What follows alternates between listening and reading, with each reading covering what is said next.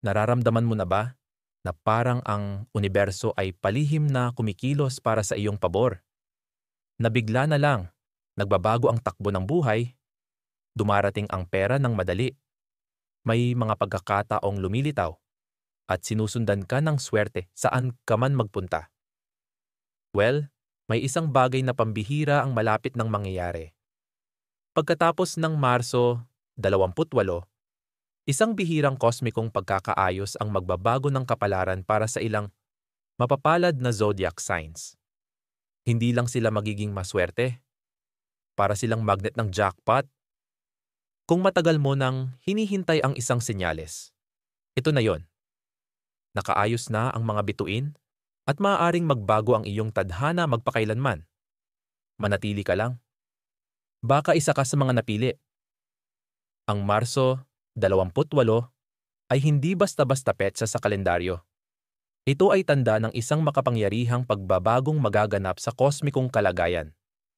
Matagal nang binabantayan ng mga astrologers ang kalangitan at ang paparating na kaganapan ay maaring magdala ng napakalaking pagbabago sa buhay ng ilan.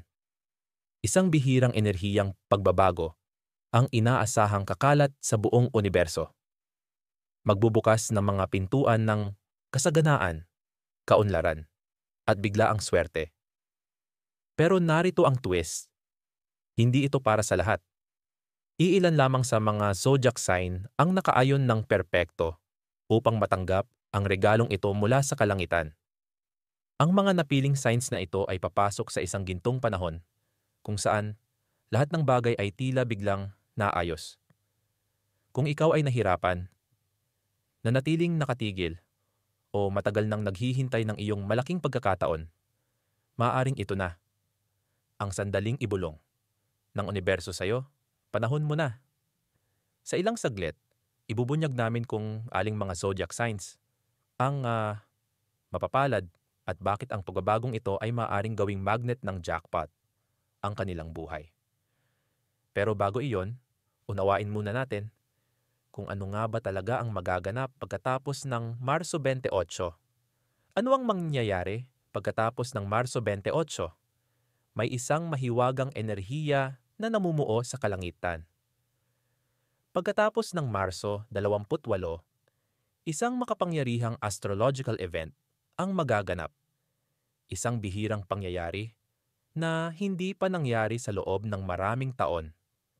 Isang natatanging planetary alignment kung saan kasangkot si Jupiter, ang planeta ng kasaganaan at swerte, ang bubuo ng isang enerhiyang lagusan. Ang kosmikong pintuang ito ay magbubukas ng daan tungo sa biglaang tagumpay sa pananalapi, maswerteng pagkikita, at mga oportunidad na minsan lang dumarating sa buhay. Ang nagpapakaka-espesyal sa sandaling ito ay ang kakaibang posisyon ng Buwan at Venus, na magkatuwang upang palakasin ang emosyonal na kaliwanagan, intuisyon, at enerhiya ng pag-akit. Isipin mo na lang ito bilang ang universo na inaayos ang kanyang frequency para tumugma sa mga taong handang tumanggap. Hindi lang ito tungkol sa pagnanais, ito'y tungkol sa tamang pagkaka-align. At alam mo ba, may ilang zodiac signs na natural na nakasync sa makapangyarihang enerhiyang ito. Para sa kanila, ang mga linggo matapos ang Marso 28 ay tila magiging mahika. Pagkapanalo sa lottery, tagumpay sa karera, hindi inaasahang pamana, o pagtagpo sa isang taong magbabago ng kanilang kapalaran sa pera. Pero hindi ito basta-basta nagkataon.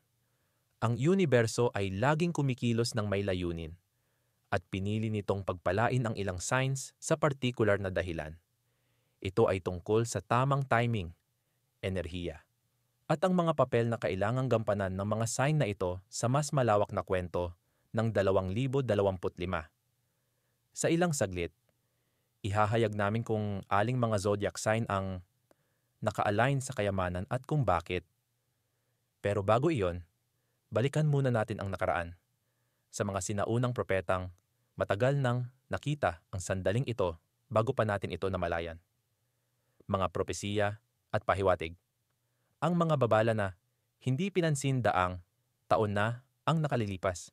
Sina Nostradamus at ang maalamat na mistikong si Baba Vanga ay nagsalita tungkol sa mga panahong darating kung kailan bigla ang magbabago ang mundo, kung saan pipiliin ng kapalaran ang iilan upang umangat habang ang iba ay mananatiling nakatago sa anino. Ang kanilang malalabong mensahe ay nagbanggit ng mga bituing mag-a-align, pagbubukas ng mga enerhiyang lagusan, at kayamanang malalaglag sa mga kamay ng mga napili. Noon, ang kanilang mga salita ay tinanggihan ng mga mapagduda. Ngunit habang lumilipas ang panahon, marami sa kanilang mga hula ang nagkatotoo. Mga pandaigdigang kaganapan, kalamidad, at maging ang biglaang pag-angat ng ekonomiya. Ang kapansin-pansin, pareho sina Nostradamus at Baba Vanga na nagbabala tungkol sa isang pagbabagong magaganap sa kapalaran na magsisimula sa unang mga buwan ng isang taon na puno ng global na kawalang katiyakan at tahimik na pag-asa. Naniniwala ngayon ang maraming modernong astrologer na ang tinutukoy nila ay ang kosmikong alon na darating pagkatapos ng Marso 28, 2025. Hindi lang ito basta pamahiin. Ito ay tungkol sa enerhiya. Sa kasaysayan, palihim na kumonsulta sa mga bituin, ang mga hari, emperador, at mga negosyanteng higante bago gumawa ng malalaking desisyon. Bakit? Dahil ang astrology ay hindi tungkol sa mahika. Ito ay tungkol sa mga pattern. At ang mga pattern na iyon ay tumuturo sa isang napakalaking kaganapan. Mayroon ding isang sinaunang alamat na pabulong na ipinapasa ng mga astrologong silanganin na nagsasabing, kapag yumuko ang buwan kay Jupiter at sumayaw si Venus sa likod ng araw, ibubuhos ng kapalaran ang ginto sa mga kamay ng mga naka-align. Ang pagkaka-align na iyon, mangyayari na pagkatapos ng Marso 28. Ngayon, tingnan natin ng mas malapitan. Aling mga zodiac sign ang nakatayo sa ilalim ng gintong liwanag na ito? Sino sa atin ang aakit ng swerte na parang magnet? Panahon na para tuklasin ang listahan at baka kabilang ka sa mga napili. Ang katahimikan. Bago ang jackpot, isa ka ba sa mga napili? Bago namin ihayag ang mga zodiac sign na itinadhana upang makaakit ng jackpot level na swerte pagkatapos ng Marso 28, huminga ka ng malalim at itanong sa iyong sarili, nararamdaman mo ba ang isang pagbabago kamakailan? Baka paulit-ulit mong nakikita ang mga numero, nakakapanaginip ng malinaw, o may kutob kang may malaking darating. Hindi ito guni-guni. Ito ay ang iyong enerhiya na tumutugon sa papalapit na pagbabagong kosmiko. Para sa ilan, ang buhay ay malapit ng magbago sa paraang hindi nila inaasahan. Pananalapi, oportunidad, pag-ibig, at impluensya. Lahat ay magkakaugnay kapag ang mga bituin ay naka-align. Pero narito ang mas kapana-panabik. Hindi basta-basta pumipili ang universo. Ang mga sign na malapit nang tumanggap ng biyayang ito ay matagal nang naghahanda para rito, kahit hindi nila namamalayan. Baka ikaw yon. Baka ang zodiac sign mo ay matagal nang nagdadala ng bigat. At ngayon ay panahon mo na para umangat. Isang bagay ang tiyak. Pagkatapos ng Marso 28, magbabago ang lahat para sa mga mapapalad na ito. Ngayon, simulan na natin ang countdown. Aries, ang tagapagpasiklab ng swerte. Para sa Aries, ang tagapanguna ng zodiac, ang panahon pagkatapos ng Marso 28 ay parang pagsindi ng matagal nang hinihintay na posporo sa gitna ng dilim. Matagal nang may apoy, tahimik na naglalagablab, hinihintay lamang ang tamang ihip ng hangin mula sa kalawakan. At ngayon, narito na ito. Tahimik na lumalaban ang mga Aries. Kumuha ka ng mga risk na hindi agad nagbunga. Naniwala sa mga pangarap na hindi maunawaan ng iba. At binuhat ang mabibigat na hamon gamit ang apoy ng iyong determinasyon. Pero hindi ito nakaligtaan ng universo. Pagkatapos ng Marso 28, Lilipat si Jupiter sa posisyong nagpapalakas sa iyong bahay ng kayamanan at oportunidad. Bigla na lang may mga bagay na nagkakatugma. Isang job offer, isang ideyang pangnegosyo na biglang sumisikat, o isang matapang na investment na, sa wakas, ay nagbibigay ng napakalaking balik. Parang sinasabi na ng mundo sa iyo ang oo, at habang mas matapang ka, mas malalaki ang gantimpala. Aries, hindi lang ito basta swerte. Ito ay kosmikong gantimpala para sa lahat ng laban mong mag-isa mong hinarap. Kung minsan ay naramdaman mong gusto mo ng sumuko, huwag. Dahil ngayon, papasok ka sa pinakamakapangyarihang yugto ng taon mo. Ang pagiging matapang mo ay sa wakas gagantimpalaan, at ang jackpot energy na matagal mo nang hinahanap, paparating na ito sa'yo. Taurus, ang tahimik na magnet ng kayamanan, Taurus. Tahimik man ang iyong paglalakbay, malalim naman ito. Lumakad ka sa buhay na may tiyaga, tahimik na nagtayo ng pundasyon, nagmahal ng totoo, at kumapit sa mga pangarap kahit walang ibang naniwala. At ngayon, ang mga bituin ay nag-a-align para sa iyo, mas malakas kaysa dati. Pagkatapos ng Marso 28, papasok si Venus, ang iyong ruling planet, sa isang bihirang enerhiyang sayaw kasama si Jupiter, na magpapagana sa iyong ikalawang bahay ng pera, luho, at ari-arian. Pero sa pagkakataong ito, iba na. Hindi na ito tungkol sa mabagal na pag-usbong. Ito ay tungkol sa biglaang pagyaman, biglaang biyaya, hindi inaasahang pagtaas ng sahod, sorpresa sa pamana, o isang nakalimutang investment na biglang namumunga. Hindi lang ito mga posibilidad. Ito ay mga realidad na naghihintay na mangyari. Taurus, ang iyong kalmadong enerhiya ay magiging isang liwanag. Hahatakin ng iyong katatagan ang mga tao. Lalapit ang mga oportunidad, hindi dahil hinabol mo sila, kundi dahil sila ang hahabol sa iyo.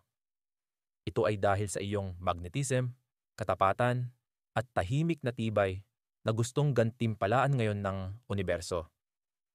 Kaya kapag nagsimulang bumukas ang mga pintuan, pasukin mo. Kapag kumatok ang swerte, buksan mo. Hindi mo kailangang baguhin ang sarili mo. Tanggapin mo lang na ngayon. Ang mundo ay sa wakas kinikilala na ang tunay mong halaga. Ang jackpot mo ay hindi tanong ng kung, kundi kailan. At pagkatapos ng Marso 28, magsisimula na ang countdown. Gemini, ang tagapaghatid ng swerte sa pamamagitan ng pananalita Gemini. Likas na sa iyo ang galing sa pananalita. Isang tinig na sumasayaw. Ideyang naglalagablab at presensyang kayang baguhin ang enerhiya sa isang silid. Pero sa likod ng iyong karisma, nakipaglaban ka rin sa pagdududa. Nagtanong ka sa sarili kung may nakakakita ba talaga sa tunay mong halaga, sa iyong pananaw, sa walang katapusang mga iniisip na hindi mapakali. Pagkatapos ng Marso 28, may malinaw na mensahe ang universo para sa iyo. Sa wakas, pinakikinggan ka na nila. Papasok si Mercury, ang iyong ruling planet, sa isang makapangyarihang trine kasama sina Jupiter at Mars, na mag-a-activate sa iyong bahay ng pagpapahayag, kontrata, at mga kasunduan. Anong ibig sabihin nito? Ang iyong boses ang magiging iyong superpower. Yung ideya mo para sa podcast, yung YouTube channel na matagal mo nang iniisip, yung business pitch, or yung application na ilang beses mong sinulat pero hindi na ipadadala. Lahat iyan ay nasa ilalim ngayon ng kosmikong spotlight. Isang salita, isang mensahe, isang email, maaring magbukas ng pinto tungo sa tagumpay. Gemini, ang kakayahan mong magsalita, makipag-ugnayan, at mag-adapt ay magiging susi mo sa ginto. Panahon na para makipag-network, magbahagi, magsulat, makipagkasundo. Dahil habang mas nagbubukas ka, mas malayang dadaloy ang kayamanan. Palagi kang namuhay ng may kuryosidad. At ngayon, ang kuryosidad na yan ang magdadala sa iyo sa mga pintuang hindi mo akalaing magbubukas. Ang jackpot ay hindi laging pera. Minsan, ito ay ang marininig, mapansin, at tuluyang mapahalagahan sa kung sino ka talaga. Pero huwag kang mag-alala, Gemini. Susunod din ang pera. Leo, ang maharlikang espiritong sa wakas ay kinurunahan ng ginto, Leo. Isinilang kang para magningning. Ngunit nitong mga nakaraang panahon, marahil ay naramdaman mong parang humina ang iyong liwanag. Ibinigay mo ang iyong enerhiya, puso, at pagkamalikhain. Ngunit ang pagkilala, gantimpala, at pagbabalik ay hindi palaging dumarating. Pero alam mo ba, hindi ka nakalimutan ng universo.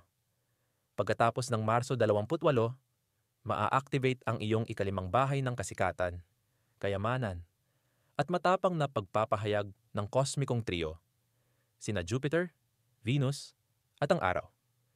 Hindi lang ito simpleng alignment. Ito ay isang celestial coronation. Ibinabalik ka sa entablado kung saan ka talaga nararapat. At sa pagkakataong ito, higit pa sa palakpakan ang dala ng spotlight, dala nito ang kayamanan, pagkilala, at mga oportunidad na palihim mong ipinagdasal. Maaaring ito ay isang creative project na biglang sumikat, isang leadership role na sa wakas ay napunta sa'yo, o isang investor na nakakakita ng tunay mong potensyal. Leo, ito na ang sandali mo. Hindi dahil hinabol mo ito, kundi dahil likas ito sa'yo. Palagi mong isinabuhay ang pagiging hari. Ngayon, ang kaharian ay nasa iyong mga kamay. Ang jackpot mo ay maaaring dumating sa anyo ng napakalaking atensyon, brand deals, biglaang biyayang pinansyal, o kahit isang pagkakataon para mag-iwan ng pamana. Ano man ang anyo nito, isang bagay ang malinaw. Pagkatapos ng Marso 28, ang korona ay babalik sa tunay nitong kinalalagyan. At Leo, nasa ulo mo ito. Libra, ang tagapagpanatili ng balanse na umaakit ng kasaganaan sa pamamagitan ng Harmonya Libra. Ikaw ang likas na tagapamagitan, tagapakinig, at tagapagdala ng kagandahan at balanse, kahit pa may kaguluhan sa paligid mo. Ilang taon mong inilaan ang sarili sa pagtulong sa iba, sa pagsuporta sa kanilang mga pangarap, at sa pagbibigay ng hindi naghihintay ng kapalit. Pero ngayon, handa na ang universo na suklian ka. Pagkatapos ng Marso 28, papasok si Venus, ang iyong ruling planet, sa isang bihirang pagkaka-align kasama sina Jupiter at Neptune, na mag-a-activate sa iyong ikapitong bahay ng mga partnership, kontrata, at mutual na tagumpay. Ito na ang bintana ng iyong pagkakataon. Hindi lang ito tungkol sa pag-ibig, kundi tungkol sa mga alyansang maaaring bumuo ng mga imperyo. Yung taong matagal mo nang ka-network, maaaring siya ang may hawak ng susi sa susunod mong malaking tagumpay. Yung alok na pinag-iisipan mong tanggapin, maaaring magdala ito ng pangmatagalang kasaganaan. Ang pagbabagong ito sa kosmos ay gustong gantimpalaan ang iyong diplomasya at kahinahunan. Hindi lang ng maliliit na tagumpay, kundi ng malalaking, magagandang sorpresa. Libra, maaaring dumating ang iyong jackpot sa pamamagitan ng ibang tao. Isang dream collaboration, isang joint venture, o isang partner na perpektong babalanse sa iyong lakas. Ang mga oportunidad na dating tila malayo, ngayon ay kusa ng darating sa pintuan mo. Dahil matagal mo nang inihanda ang sarili mo sa antas ng enerhiya. Kaya huwag kang matakot na magsabing, oo, huwag kang matakot tumanggap. Pagkatapos ng Marso 28, hindi lang kakatok ang kasaganaan. Papasok ito ng kusa. At sa pagkakataong ito, Libra, para talaga ito sa'yo. Capricorn, ang tahimik na umaakyat na sa wakas ay nakarating sa tuktok, Capricorn. Pakiramdam mo'y matagal ka nang umaakyat. Habang ang iba ay dumadaan sa shortcut, ikaw ay nanatiling nakatutok, tahimik, determinado, at hindi natinag. Isinakripisyo mo ang tulog, ginhawa, at minsan pati ang kapayapaan. alang-alang sa isang pangarap na hindi mo kayang bitawan. At ngayon, ang tuktok ay nasa abot kamay na. Pagkatapos ng Marso 28, magpapadala sina Pluto at Jupiter ng isang makapangyarihang enerhiya sa iyong ikasampung bahay ng tagumpay, reputasyon, at pamana. Ngunit hindi ito basta mahinang tulak. Ito ay isang kosmikong berdeng ilaw. Biglang nawawala ang mga hadlang. Napapansin ka na ng mga tao. Yung matagal nang hinihintay mong approval, yung kliyenteng high value, yung investment na ginawa mong may kaba, lahat ay nagsisimula ng mamulaklak. Capricorn, higit pa ito sa tagumpay. Ito ay hustisya. Isang gantimpala para sa bawat gabing tahimik kang nagtrabaho habang walang nakakakita. Papasok ka ngayon sa isang panahon ng kayamanang pinaghirapan. Hindi dahil sa suwerte, kundi bilang pagkilala sa pawis ng iyong kaluluwa. Hindi mo na kailangang sumigaw, mangumbinse, o humabol. Ang mga tamang oportunidad ay kusang lalapit sa iyo dahil ang enerhiyang ibinuhos mo noon ay bumabalik na ngayon at mas pinalakas. Ang jackpot na ito ay personal, makapangyarihan, at pangmatagalan. Pagkatapos ng Marso 28, huwag kang magpigil. Pirmahan ang kontrata, itayo ang kumpanya, ilunsad ang pangarap.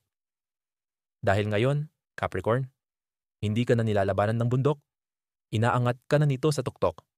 Maaaring hindi mo narinig ang zodiac sign mo ngayon. Maaaring umaasa ka o nananalangin na mabanggit ang pangalan mo.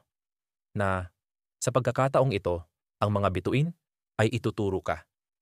At marahil, may kaunting pagkadismaya na dahan-dahang sumisilip sa puso mo. Pero linawin natin ang isang bagay. Ang hindi mapasama sa listahan ay hindi ibig sabihin na wala ka na sa plano ng universo. Minsan, ang kilos ng universo ay tahimik. Habang ang iba ay tumatama ng jackpot sa mga matitinding pangyayari, maaring ang iyong swerte ay unti-unting nabubuo sa likod ng mga eksena. Banayad, mabagal, ngunit makapangyarihan. At kapag dumating ito, maaring hindi lang ikaw ang mapagpala, maaari rin nitong maiangat ang mga taong nasa paligid mo. Ang hindi mabanggit ay hindi nangangahulugang nakalimutan. Maaring nangangahulugan ito na ang enerhiya mo ay naghahanda para sa isang tagumpay na may ibang anyo. Emosyonal na kagalingan, espiritual na paglago, o biglaang pagbabago sa relasyon na magbubukas ng kasaganaan sa hinaharap. Ang ganda ng astrology ay ito. Bawat sign ay may sariling panahon. Maaaring hindi mo pa oras pagkatapos ng Marso 28, pero darating din ang panahon mo.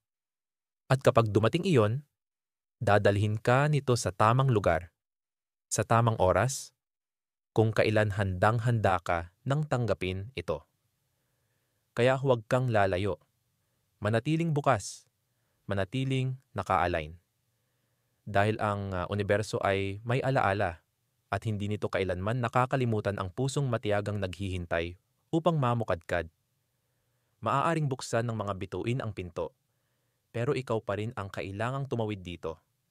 Enerhiya ang lahat, at kung paano mo ihahanda ang sarili mo sa mga araw bago at pagkatapos ng Marso 28, ay maaaring mag-akay ng mga biyaya o hayaan silang dumaan ng hindi mo namamalayan. Kaya paano ka mag-a-align sa darating na alon ng swerte? Una, linisin mo ang iyong espasyo.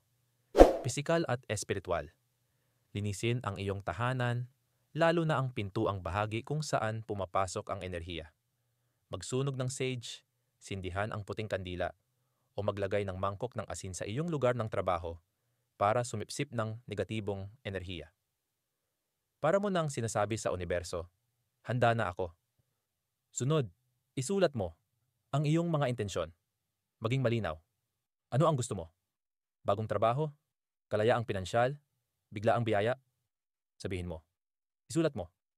Basahin mo ng malakas tuwing umaga. Ang paulit-ulit na salita ay hindi lang basta ugali. Ito ay pag-aangkla ng enerhiya. Pagkatapos, Kumilos na parang paparating na ito. Magsabi ng oo sa mga oportunidad, kahit sa maliliit. Paniwalaan ang kutob mo. Sundin ang instinct mo. Yung random na mensahe, bagong koneksyon, kakaibang panaginip. Hindi yan random. Mga senyales yan. At panghuli, maniwala ng walang takot. Huwag mong tanungin ang sarili mo ng, paano kung hindi mangyari? Sa halip, ibulong mo, paano kung mangyari nga? Gustong gantimpalaan ng universo ang matapang na paniniwala. At ang pagbabagong darating pagkatapos ng Marso 28 ay hindi lang para sa maswerte. Ito ay para sa mga handa. At narito na tayo. Gumagalaw na ang mga bituin. Nagbubukas na ang mga pintuan. At isang makapangyarihang alon ng kasaganaan ang naghahanda ng bumalot sa mga buhay ng mga handang tumanggap nito. Para sa 6 na mapapalad na zodiac signs, ang daan pagkatapos ng Marso 28 ay maaaring kumislap sa mga jackpot, gintong pagkakataon, at mga sandaling parang sa wakas ay ngumiti na rin sa kanila ang tadhana. Pero hindi lang ito tungkol sa mga zodiac sign. Ito ay tungkol sa pagkaka-align ng kaluluwa. Tungkol ito sa pagiging bukas sa posibilidad, sapat na tapang para kumilos, at karunungang kilalanin ang oportunidad kapag ito ay kumakatok. Maaaring ihatid ng universo ang biyaya, pero ang paniniwala mo, ang enerhiya mo, at ang mga kilos mo, ang magtatakda kung gaano karami sa kasaganaan ang tunay mong mahahawakan. Kahit hindi nabanggit ang sign mo, tandaan, ang kosmos ay gumagalaw ayon sa ritmo, hindi sa paboritismo. Maaaring ngayon na ang sandali mo, o baka nasa kanto na lang. Pero isang bagay ang sigurado, ang swerte ay palaging kumakampi sa mga naniniwala rito. Kaya panatilihing bukas ang iyong puso, ituon ang iyong isipan. At kapag dumating ang mga nangaskong mga senyales, sundin mo ito ng walang pag-aalinlangan. Dahil pagkatapos ng Marso 28, hindi na lang pabulong ang universo. Tinutukoy ka na nito. At marahil nga, ikaw ang kanyang tinatawag.